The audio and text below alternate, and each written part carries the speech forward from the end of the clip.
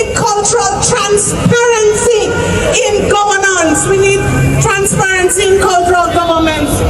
Well, they tell us, they came to Parliament and tell us that they put down $1 billion, not 1 million, $1 billion for the film fund, and not a single filmmaker seen $1 of it in the first year. We want to know what happened to that money. We want to know. We demand an accountability for that. Somebody tell me they have to go to get GoFundMe to do their work. Let me tell you what else is happening. The sector is under-supported and less counted. Them disrespect culture and creative people, our musicians and our artists and our filmmakers and our sound people and our people on the internet, our bloggers and our bloggers, they deserve more. And then there is cultural heritage. What is happening there? Langley Great House right in this constituency. Vale Royal, Bedford Cemetery. Why them treat our heritage like that? They completely disrespect the people of Jamaica. It's a national disgrace. But Miss Joan have a cultural and creative industries plan for this constituency. She tell me about it. Already she doing sports in the constituency. Already she have songwriters competition, and I hope all of you have entered the songwriters competition. The cultural and creative industries is going to be the vanguard of growth in cultural in Jamaica, and I want every single one of you into it. Are you ready for the next PNP government? Are you ready for John Conway? Are you ready for markgolding as Prime Minister of Jamaica? Well, hear me now. X beside the head. X beside the head. X beside the head. You know what to do, comrades. Thank you. Come on, a little better applause than for Comrade Deborah Hickling. Give a round of applause. Spokesperson of the creative industries. Comrades, you know, sir, PNP are we always honest and decent. Somebody lose them glasses, and if you look. Rockall said, we're strong. The people from Rallies Basic said, because we're basic. That no mean we are massive. We're massive. And we never tell you. So hear this now. Hear the people from the primary school. Hello. Hello. You know, so we just ready for you, ma'am? Yeah, ready. When the primary people them there. When the primary school cluster people them there. And man is here say, we man up, we ready, just call it and to call it.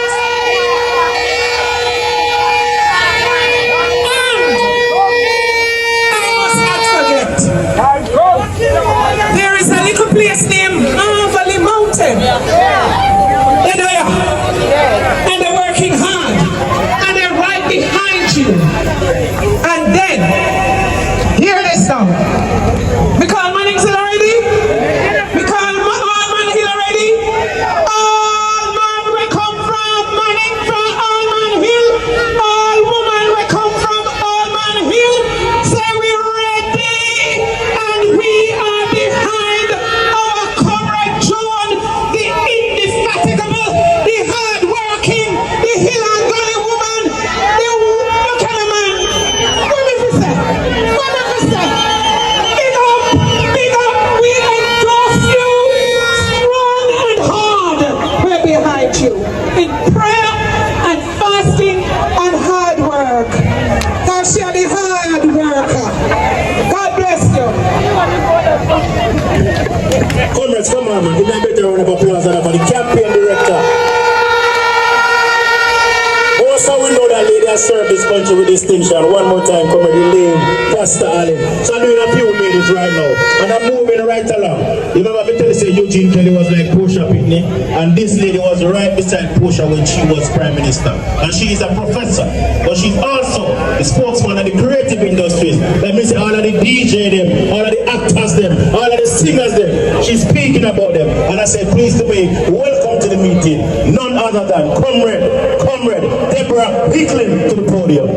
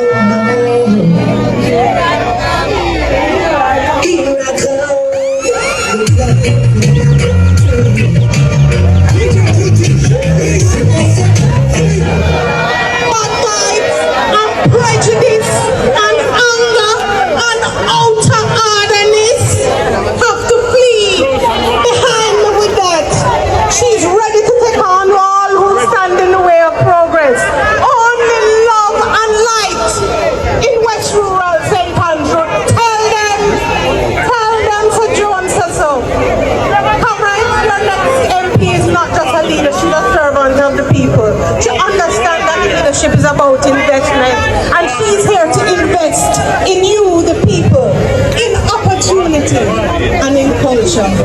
And that's why I'm here this evening, comrades, because we see through the work that Joan is already doing. She's already doing the work that she understands the importance of culture and the creative industry. West Rural St. Andrew, please to make welcome Jamaica's next Prime Minister, a man of peace. Mark is you and more you a champion. Everybody real in the election. Hey, Mark is you and done nothing from the generalelection. See them on the right, but for that still a slightly. Running up, cut and cut and vision of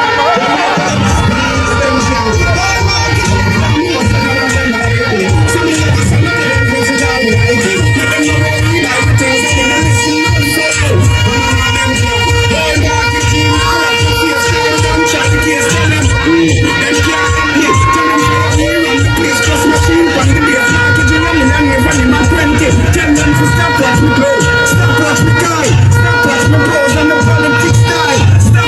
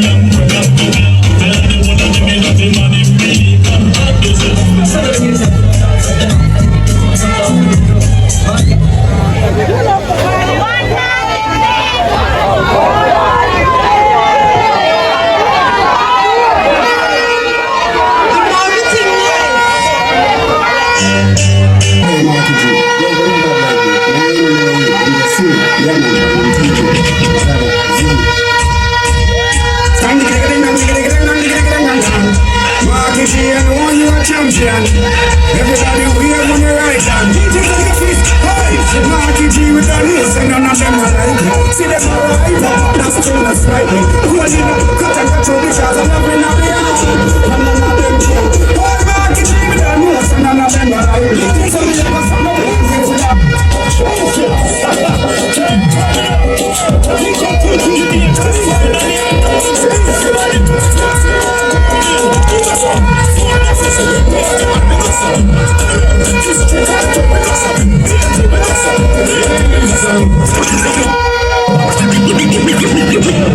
Yeah. My whatever. Comrade Chairman of the meeting, Maria Mitchell. Comrade Chairman of the party, Dr. Angela Brownberg. Comrade General Secretary, Dr. David Campbell.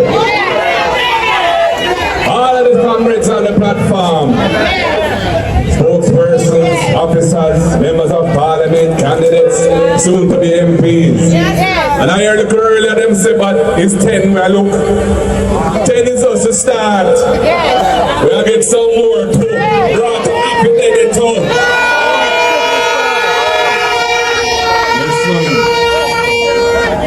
Comrades, most of all, I want to say maximum love and respect to your MP in waiting, Joan Garden Webley.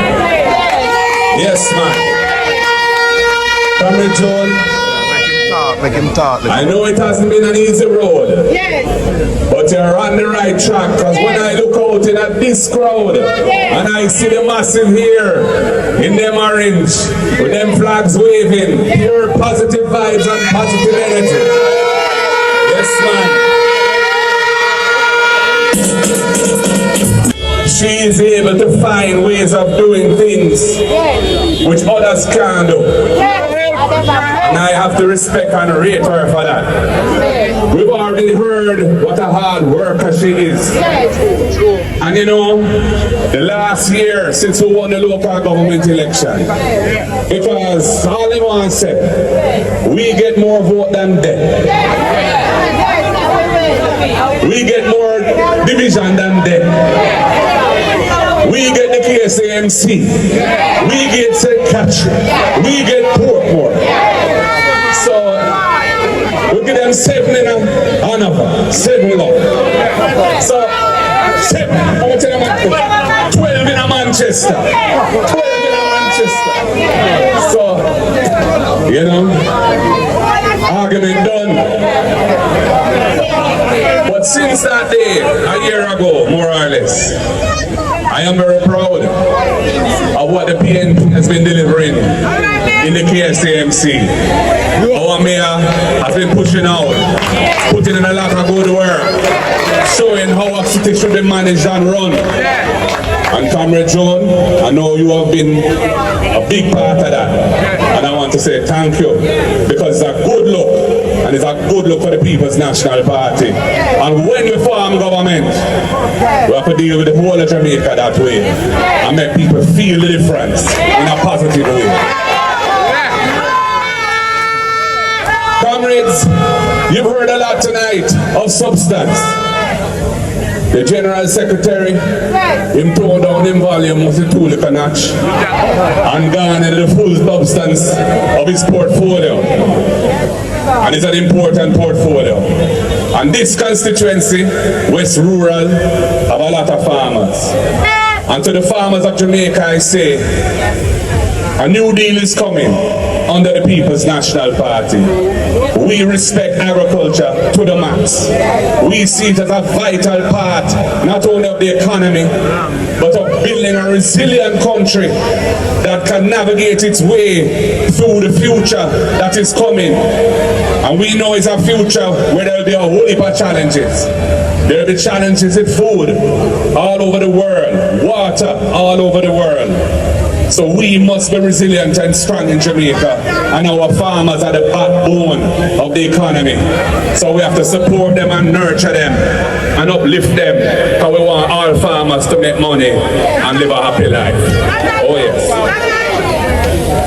comrades, the next PNP government has to be based on principle, integrity, building the trust and confidence that the people must have in their leaders, deserving that trust and confidence. We can't mix up in any bangarang. We have to strengthen the Integrity Commission, not pull it down. We have to ensure that Parliament doesn't have people in it who mix up in things unworthy of the office of representing the people. And we have to make the Jamaican people feel that they have a government that deserves their support, because the government is using the resources of the people for the people and for the people only, and not for themselves, them friend and them crony. So when we do that, we will have set the platform for delivering the change that we want to see. The change in agriculture, the change in housing. Housing is a big problem in the country. We haven't built sufficient affordable housing for our people, for our young people, for our public servants. And we need to focus on that. The PNP has a great track record in housing. From Portmore, through all of the different schemes. Where they went back from before that? Harbour View and Mona Heights in the 50s, right through. And of course, we also understood the need for dealing with informal settlements, which are all over Jamaica, where people don't have proper infrastructure, they don't have any tenure for the land that they're occupying, and crime is a problem. And we said no, we have to deal with that. And Comrade PJ Patson had a program to deal with that, and over 50,000 people got titles under that program. And we intend to finish that work, because there are some unfinished schemes that we are going to deal with. And we're going to also expand it to other parts of Jamaica which have similar problems and need the attention of the state to uplift the people who need our help.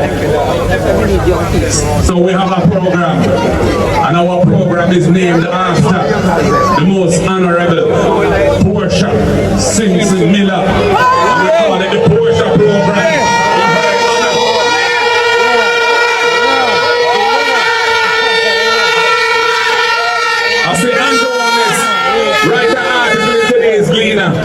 Like him suddenly discover after 9 years that there's a crisis in housing which he has not addressed. Him build 1 and 2 and 3 houses per constituency and hand them out. Every single house in one bit here to hand over the house. And then when we take a stop now, we hear say you have to give up the house. At some point if you're dead, your family can't inherit the house. You can't transfer the house if you want to sell your house. What kind of arms house? Housing program that?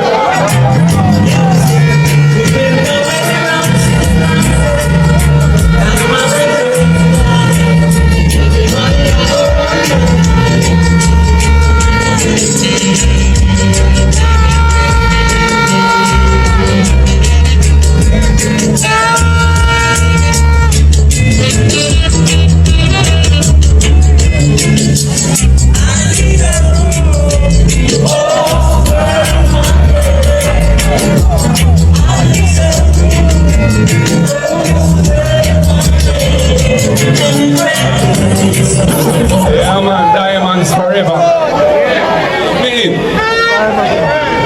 So this government is a little take it back.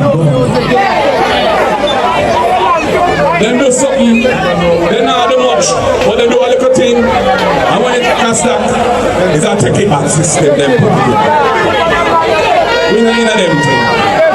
When we help people to uplift themselves and generations to come. Yeah man. Land titling, we did a lot of research. When Dr. Peter Phillips was party leader, he had a commission looking at the land titling system of the country and how it takes so long and it's so expensive and difficult if you have unregistered land to get a land title in Jamaica. And And we intend to roll out the ideas in the report that was developed by that committee, so we can ensure that people who live on land, occupy land for long, can show the history, but they don't have the title. We can set it up for them, so them get them title. But you know when they get the title, a different something. Yeah man, that's an empowering piece of paper there for now. You can go and borrow if you want to borrow. You can do, set up yourself, set up your house, deal with education, set up life properly. Yes man. Nah, take it back. And nah, take it back. Nah, take it back. We don't bulldoze people out. We help people to lift themselves with good policy and program. And you know, when we check a stock in Jamaica, the tourism industry is a very important industry. But in Jamaica today, our people can't find a beach to go to if they want to go to a beach. And that can't be right. All over the Caribbean, they have good tourism. But they don't have this issue where their own people can go to the beach and go chill out a little bit and, you know, who want to do this, who want to do that, do that. So we have to deal with that matter. We have to deal with that matter properly. And we intend to respectfully engage with the tourism sector and work out a solution. And of course, if necessary, we have the power of legislation to ensure that the people get them rights. Because truths and rights we are dealing with, equal rights and justice for all. And even when you take a stock in Jamaica, our language, the Jamaican language, don't have no status in our society. But it's rated all over the world. People want to learn our language. Foreigners want to learn our language.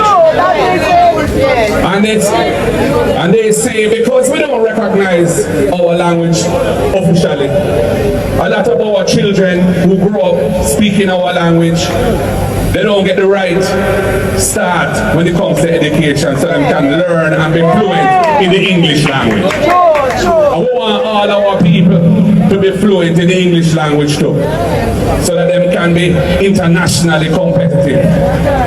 So you have to use and acknowledge our language so that our language can be the tool to ensure that they understand the maths and the English and become perfect in the maths and the English, which is what we want. So our government is going to have to recognize the role of the Jamaican language. Why? How can we as people disrespect our own language? That language came out of our people. It's a wonderful and expressive language, and we shouldn't be ashamed of it, and we shouldn't treat it as something that can't be recognized and don't have no status. No. And this I want to make perfectly clear, that I'm not suggesting that we do away with standard English. Oh no, to the contrary. I want all Jamaicans to be able to speak fluent English and fluent Jamaican too. Because that is the way that we can move our people forward in the school system, so that they don't have to be afraid because they don't understand what is being said. Because the tuition at the early stages is there in the language that they understand, so that they can become proficient in the English language and learn maths and learn other subjects too. So the next, you see, the same way that we liberate Jamaica from the oppressive ganja law, and we decriminalize personal use of ganja, and create a new industry in medical and therapeutic ganja until the labor rights come and mash it up, and we have to build it back again, and we have to take it further too, because the Rastafari people not getting them proper rights, and we have to defend them too. Just say we have to defend them and rule them too.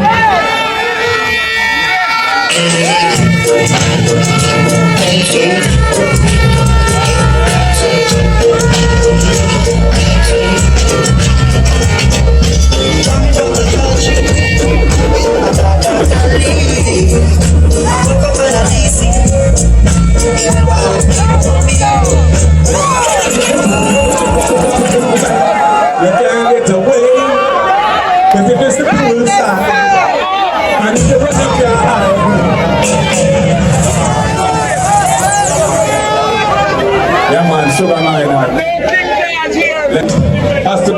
of liberation of the people.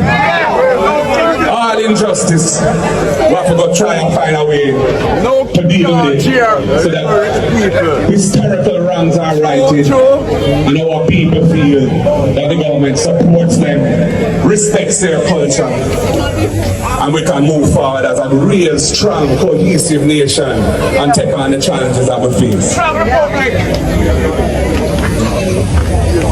Constitutional reform, I have to say two things about that too. Because them bring a bill into Parliament to reform the Constitution.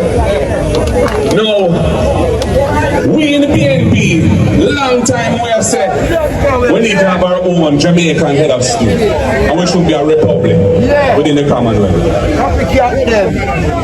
Then recently come to accept that. But they want to do it in a piecemeal style. When I say, we're going to leave the monarchy as head of state, but the final court will be his court. Same way. Plantation it come from. But that court is a good court, but it's an inaccessible court. You can't travel to England as a Jamaican without a visa. In fact, right now, I man can't go to England, I don't have a visa, I'm going to go to my own.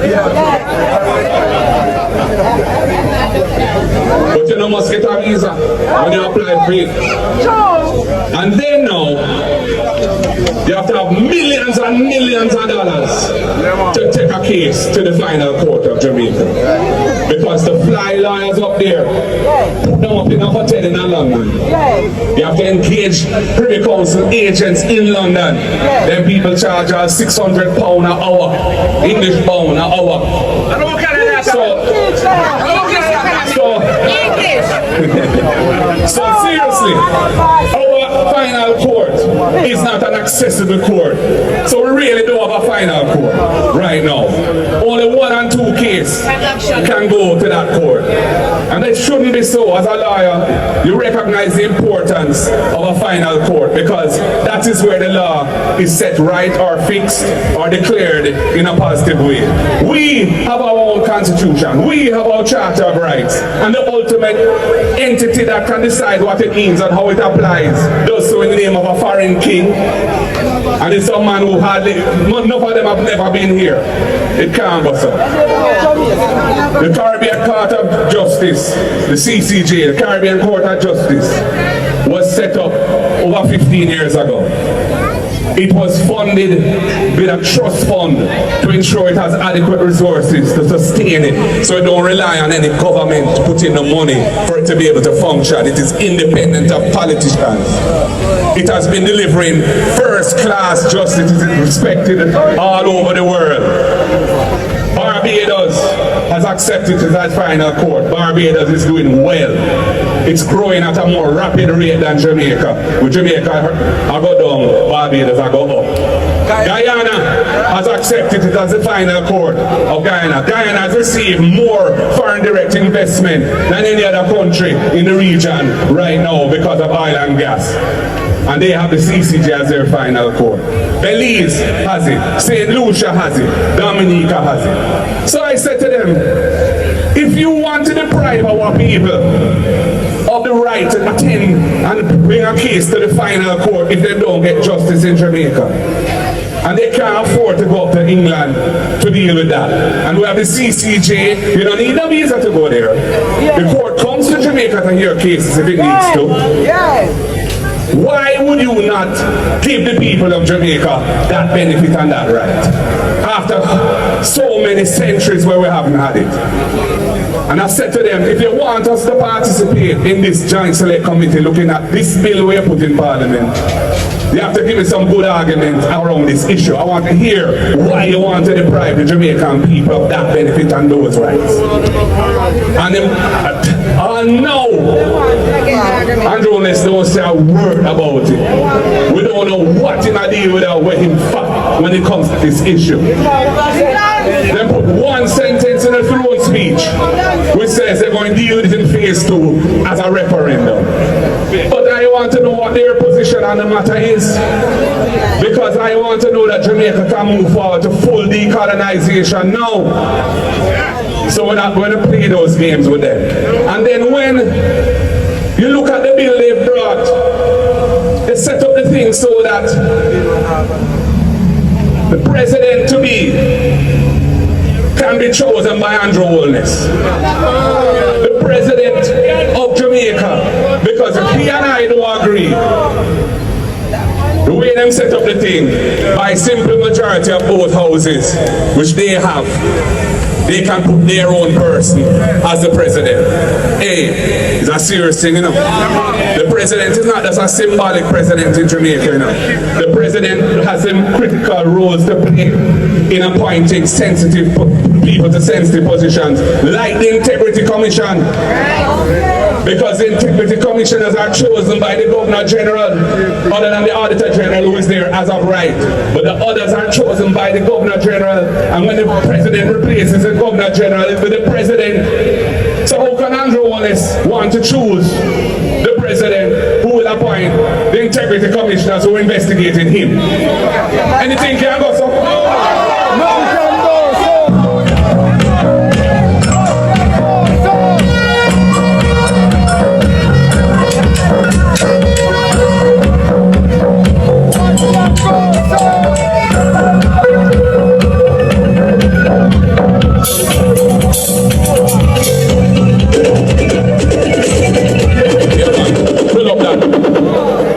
Big tune, you know, but I have one of the longest introductions. Buckingham Palace by Peter Dash.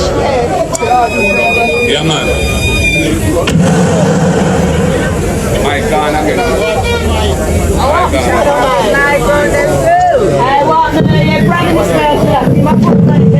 Yeah, come back. But be ready, I don't know. Yeah, man. So, and then bring this constitutional reform bill. Now there was a thing that had been agreed from the 1990s. I look on that bill and I say, alright, so you know some bad pan them thing there. And I just make some adjustments so that the kind of behavior that we saw there would be included within the ambit of this legislation. And I tabled it 3 years ago in Parliament as a constitutional amendment. Them don't let it go no further. And then bring this thing now to Parliament, this constitutional reform bill, and they don't have nothing in it about impeachment either. So there's nothing in it dealing with accountability. There's nothing in it dealing with true sovereignty, because it's this piecemeal business. So I say to Jamaica, don't support this thing. This thing not ready. Them have to wheel and come again, and we will wheel and come again when we form government.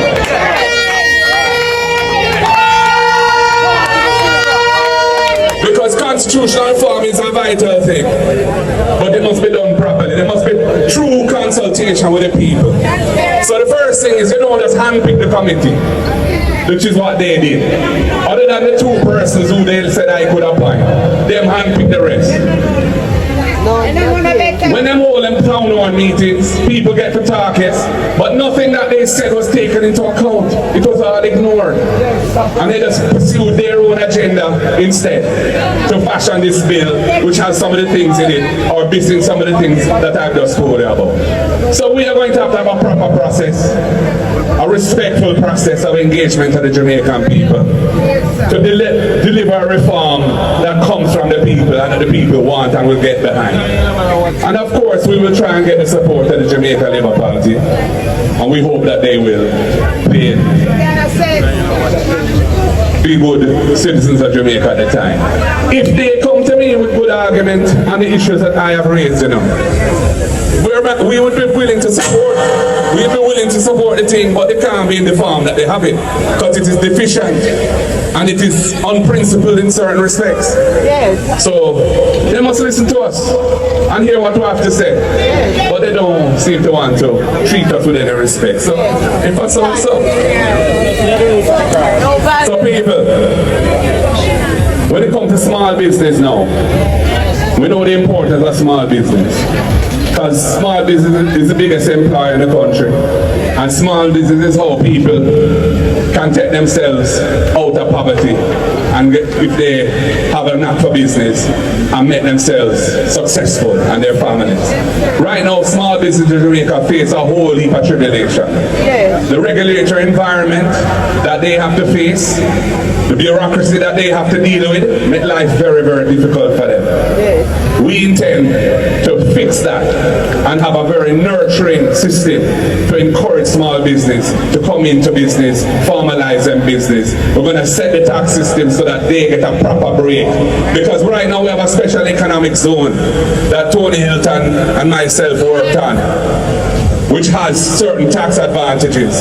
And I say, well, why should special economic zone operators get the benefit, which they should, but new small businesses trying to start in Jamaica to build the economy don't get any benefit? That can't be right. So we'll be bringing a package of incentives to ensure that small business in Jamaica can thrive and become big business, because we want to see all our people live up in our life.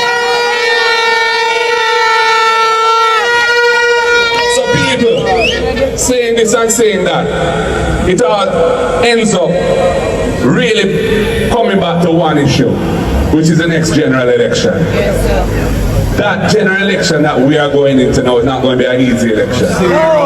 Because they have power, and when you look how them move, they definitely want to hold on to it by any means. But we're not afraid of them. And we see the cause is just. Remember that. And we're going to do the work we have to do to deliver the victory for the people of Jamaica. And I say to each and every person, each and every comrade in West Rural St. Andrew, rally behind Joan Garden Webley. Defend her, stand up for her, work with her, and make sure she wins. I know business with what issues may have existed in the past. That done gone already. We look forward now. And I, Marketing, President of the People's National Party, and next Prime Minister of Jamaica, say to all of you, do the thing the right way. Bring Joan Garden Webley to Garden House, because I want her with me when I'm walking up Duke Street and entering a Garden House.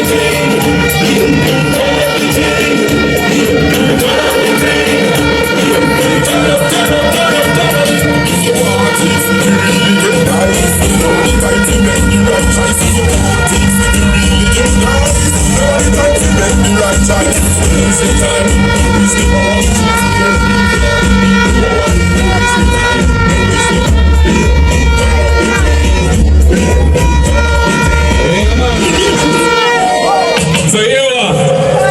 We are turning up the thing. Are you ready for the victory? Are you ready for Joan Garden Webley? Are you ready for the People's National Party? Are you ready for Markgolding? Are you ready for Jamaica to move forward? One love, comrades. One love. The word is love. God bless you all. Power to the people. Power to the people. Power to the people. You say you're great this morning. One of the chanting. Blessing us to flow like water. This morning. One of the chanting. Comrades, Come forward, things we can't do without anything we want. Judge, make it start. I feel world, sun is shining. I've heard it from the party leader who presented the candidate to you. So I want you now to stand at attention as you sing Jamaica's Arise. Well, I'm going to do a proper presentation. Comrades and friends, it is with a great sense of pleasure and honor that I formally deliver to you your candidate for the People's National Party in the next general election of Jamaica, the great Bunununus, Comrade Joan Garden Webley.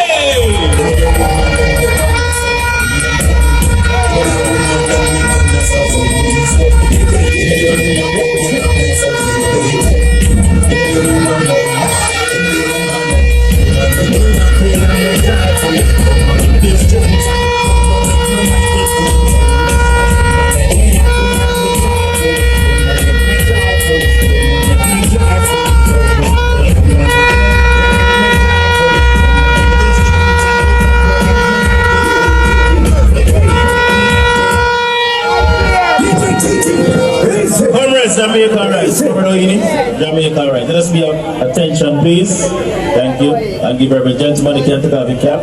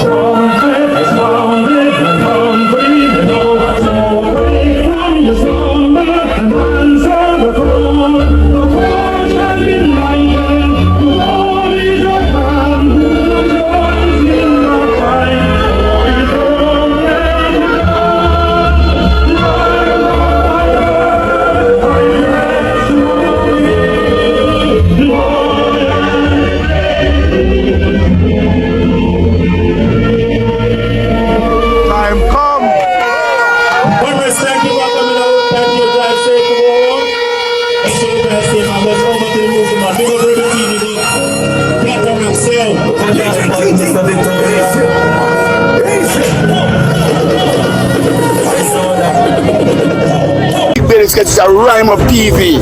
People, God bless you, man, to support it. Big Belly Sky is the workers' champion. That you are good youth and God bless you to support him. Hey, Sky Joe! My name is Dwayne Poe from the World Immortal Store. I don't know. Rhyme Up TV, me I tell you about that TV station. Don't touch on the dial, you understand? World Store Love, Rhyme Up TV. Horse, angry. I'm coming to the world Google. I'm talking about Rhyme Up TV. It's a Rhyme Up, one of the real one them. That's why I need to stand up here and I do this. That's Rhyme Up in real. And we salute him. You hear that? Rhyme Up, pick up yourself, you know. Rhyme Up! Here from Anya News, the rebel girl Daniel here representing Rhyme Up. I love you. Well, I don't know how I kill Marvelous to represent for DJ Rhyme Up. Rhyme Up. Yes, them and there ain't no stress, then you don't know it. Sean Paul alongside the Rhyme Up. Tell some boy them time up. You don't know it go. Rhyme Up. Play music. Dirty. Rhyme Up. I will glue us a Rhyme Up. Because you're real talking. I am telling you. Talk on this Rhyme Up.